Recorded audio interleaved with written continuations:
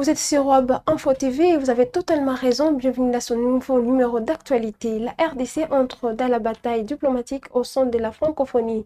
Kinshasa a annoncé la présentation d'un candidat au poste de secrétaire général de l'OIF en réaction à la candidature de Louise Mushikiwabo pour un troisième mandat.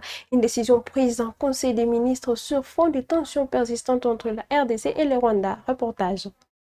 La République démocratique du Congo entre officiellement dans la course à la tête de l'Organisation internationale de la francophonie OIF. Kinshasa a décidé de présenter son propre candidat au poste de secrétaire général en réaction à la candidature de la Rwandaise Louise Mushikiwabo qui ambitionne un troisième mandat consécutif. La décision a été rendue publique ce vendredi à l'issue du Conseil des ministres selon les comptes rendus officiels du gouvernement. À travers cette démarche, la RDC affirme sa volonté d'épaiser davantage dans les instances de la francophonie et de défendre les principes de l'alternance à la tête de l'organisation.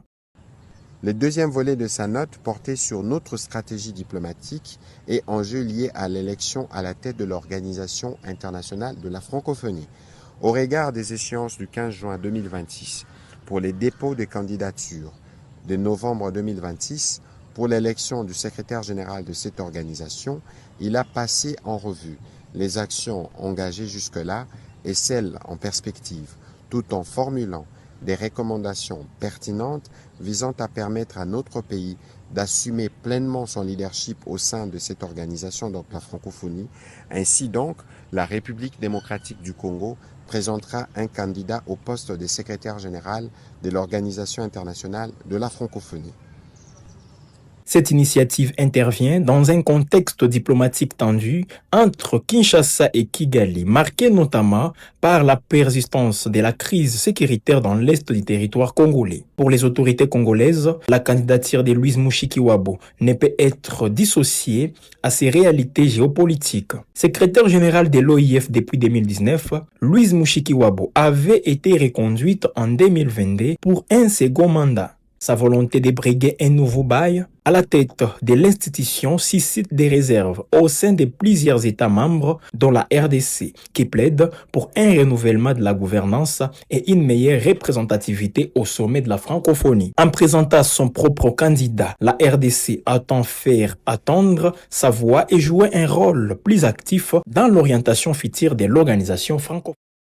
Dans une interview accordée à la chaîne publique Rwanda Broadcasting Agency, le ministre rwandais des Affaires étrangères Olivier Ndongori a affirmé que Kigali et l'F-123 partagent des intérêts communs en matière de sécurité. Il évoque une coordination défensive visant, selon lui, à faire face à des menaces qualifiées de génocidaires dans la région de Grand Lac. Suivez ses propos. L'AFC-M23 est un mouvement congolais qui a des revendications politiques légitimes concernant la gouvernance de la RDC. Mais il est vrai que l'AFC M23 et le Rwanda ont un intérêt commun. L'intérêt commun, c'est ce mouvement génocidaire FDLR qui s'attaque à la population, qui persécute des Congolais Tutsis.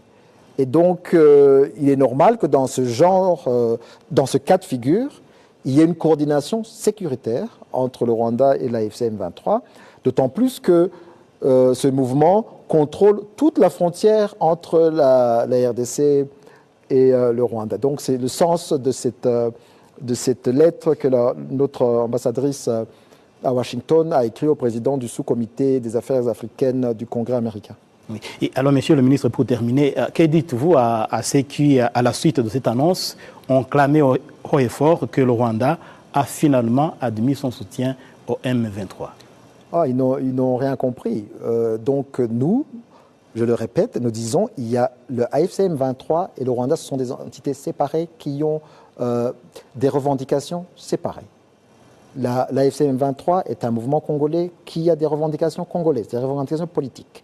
Le Rwanda est un pays qui a aussi ses intérêts, d'abord les intérêts sécuritaires, qui sont motivés par notre histoire, depuis le génocide perpétré contre les Tutsis, où l'on a eu sur notre territoire des attaques incessantes, des mouvements Abachengezi, vous vous rappelez, qui ont pris plusieurs noms, le Exfar, à lire, maintenant FDLR. Et donc, les FDLR ont, disons, la double casquette d'être un mouvement qui tue des Congolais, mais aussi un mouvement qui menace la sécurité du Rwanda. Et donc, il est normal qu'il y ait une coordination sécuritaire entre des mouvements et des entités qui ont un intérêt commun à ce que ce mouvement génocidaire. Au Conseil des ministres, la ministre de l'Enseignement supérieur et universitaire Marie-Thérèse Sombo a présenté deux dossiers majeurs. Il s'agit d'une part des actions urgentes à engager dans les établissements publics et privés en prélude de la rentrée académique 2025-2026 et d'autre part de l'urgence nationale liée à la spoliation des concessions de l'INERA, notamment à Kipopo, dans le Haut-Katanga et à Yangambi, dans la Sopo. Le compte rendu avec Patrick Mouyaya. Relatif à l'examen et à l'adoption des dossiers. Deux dossiers ont été présentés par la ministre de l'Enseignement supérieur, universitaire, recherche scientifique et innovation. Le premier portait sur les points d'action urgents de son secteur et directives données aux établissements publics et privés pour la rentrée académique 2025-2026. Elle a évoqué comme action urgente la consolidation du système LMD par l'application intégrale de ces trois cycles constitutifs, licence, maîtrise, doctorat, le renforcement de la rigueur dans la gestion des établissements et centres de recherche, l'exigence de la performance dans toutes les institutions de l'enseignement supérieur, universitaire, recherche scientifique et innovation, l'équité, inclusion et soutien aux étudiants, ainsi que les appuis attendus du gouvernement.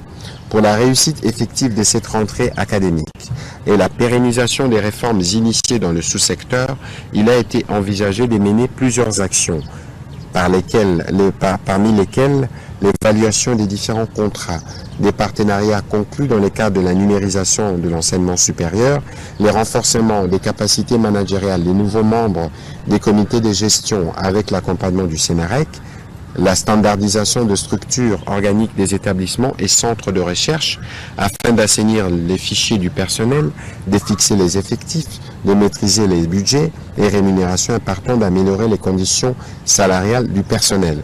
L'accélération du processus de la mise à la retraite du personnel éligible, l'opérationnalisation de la couverture maladie pour l'ensemble du personnel du secteur, le respect des engagements du gouvernement dans les cas des accords de Bibois ou encore l'organisation de la remise des insignes de grands chanceliers des universités et instituts supérieurs au président de la République.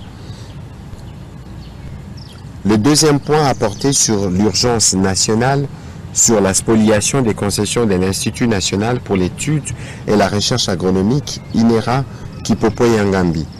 Elle a alerté que le patrimoine scientifique de l'INERA, pilier de la biodiversité nationale, est aujourd'hui en état de siège. Ces constats alarmants font état notamment des spoliations massives de plus de 700 hectares qui ont été illégalement soustraits pour chacun de ces sites, des violences et tortures dont font l'objet les chercheurs et agents de l'INERA, de la part de prédateurs identifiés, l'implication de certains hauts gradés des forces armées de la police qui font preuve de complicité.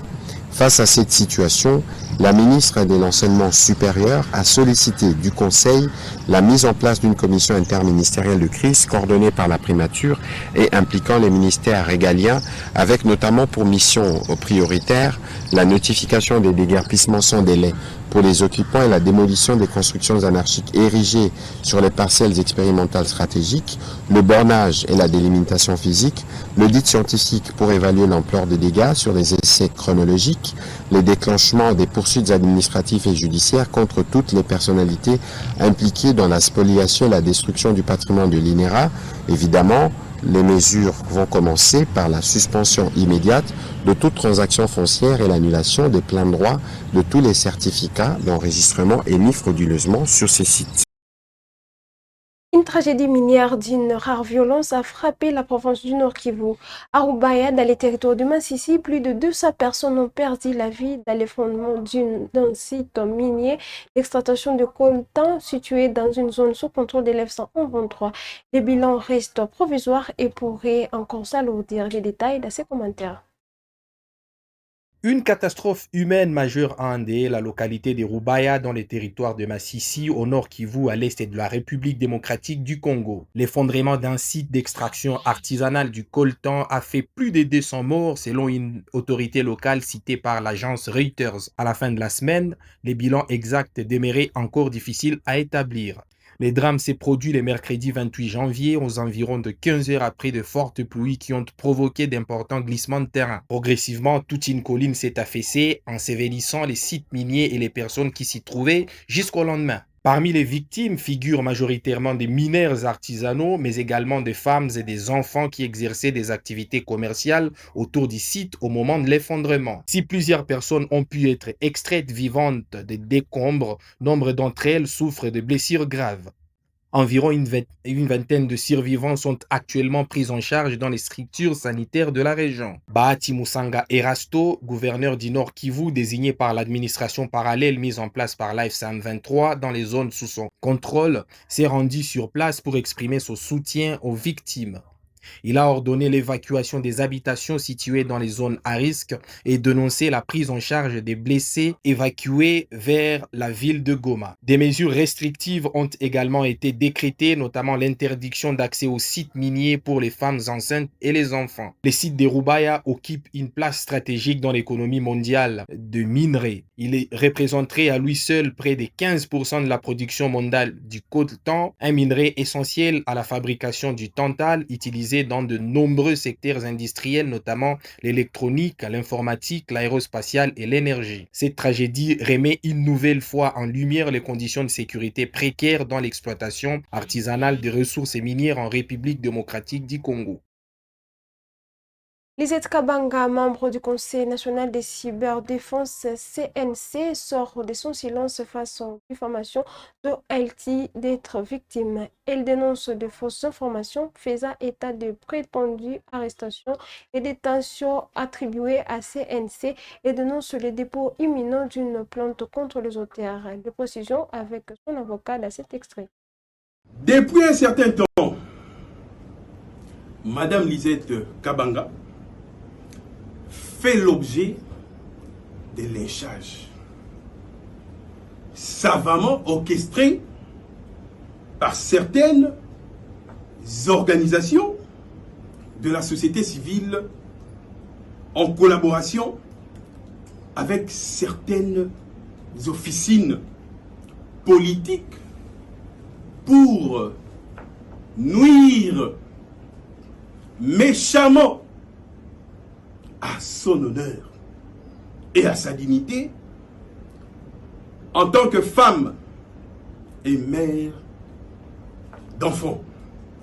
Cette campagne de diffamation est malheureusement relayée par certains médias nationaux et internationaux, utilisant même des nouvelles technologies de communication pour en assurer sa large diffusion. Voilà pourquoi Madame Kabanga Lisette m'est saisie en tant que son avocat conseil pour démentir formellement la diffamation, soit des diffamations qui sont malheureusement relayées par certains médias. Madame Lisette Kabanga, la province du Haut-Katanga s'apprête à se doter d'un plan de développement provincial pour les 5 prochaines années. Vendredi, le ministre provincial du budget, Jean-Didier Moulenda Ebondo, a présidé une réunion stratégique marquant le lancement du processus de pilotage de ces documents de référence. Reportage.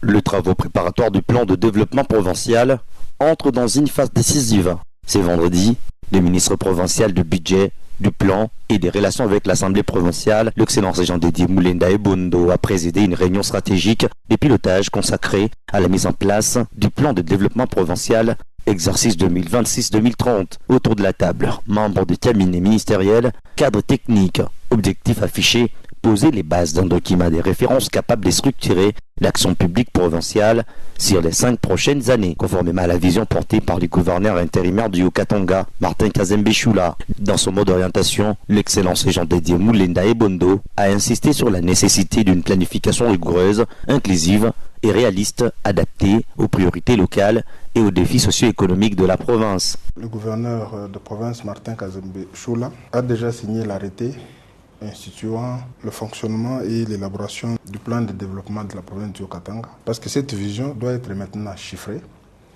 Comme le plan de développement sera étalé sur 5 ans, nous devons être en mesure, ensemble avec vous et les différents ministères et services de la province, à déterminer dans chaque secteur qu'est-ce que la province attend dans 5 ans. Les échanges ont ensuite permis aux experts de la tutelle d'apporter leur contribution technique en formulant des orientations stratégiques et des propositions d'amélioration destinées à enrichir le contenu du futur plan de développement provincial. Nous avons été réunis par son Excellence, Monsieur le ministre du Plan, ministre du Budget, dans une réunion stratégique pouvant permettre à ce que nous puissions concrétiser la vision de son Excellence, Monsieur le gouverneur de la province, dans son plan de développement. Et c'est dans ce plan de développement qu'on pourra avoir quand même l'implication même des partenaires techniques et financiers pour venir financer aussi d'autres projets. Nous avons été satisfaits parce que l'Excellence nous a laissé entendre que l'arrêté a été signé et il y a la feuille de route qui est déjà là. Donc nous pensons que le décor est déjà planté. Et par conséquent, nous sommes disposés à accompagner le ministère du plan quant à ce. La réussite de l'élaboration de ce plan exige, selon les outils de planification, l'implication de tous, la société civile, la population elle-même, les autres services techniques.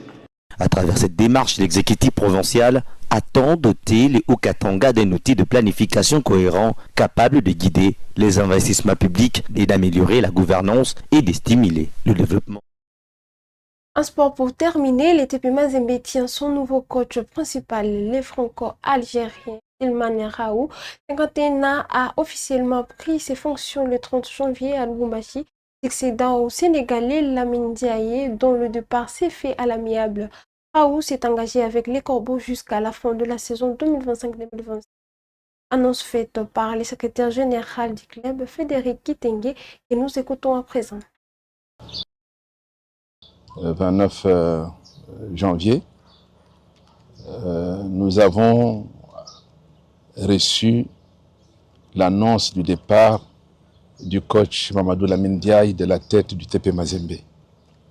Et ici, j'aimerais bien confirmer qu'effectivement, le coach Lamine Diaye a posé le problème au comité et après examen de la situation et de commun accord, le comité et le coach se sont entendus pour cette séparation qui n'est pour nous qu'un au revoir. Le coach a déjà travaillé ici, vous le savez très bien. Il nous a amenés au sommet du football mondial. Et il est parti, il est revenu. Et il n'est pas exclu qu'il revienne encore.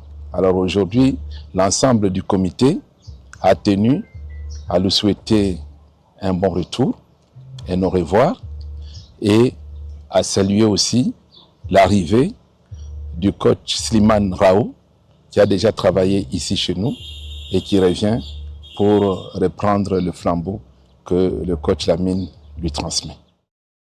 C'est la fin de cette édition d'actualité. Mesdames et messieurs, merci de l'avoir suivi. C'est votre première fois de nous suivre. Veuillez vous abonner à la chaîne. Surtout, n'oubliez pas de liker, commenter et partager toutes ces actualités que vous partagez Web Info TV. Nous souhaitons à toutes et à tous un bon week-end chez vous.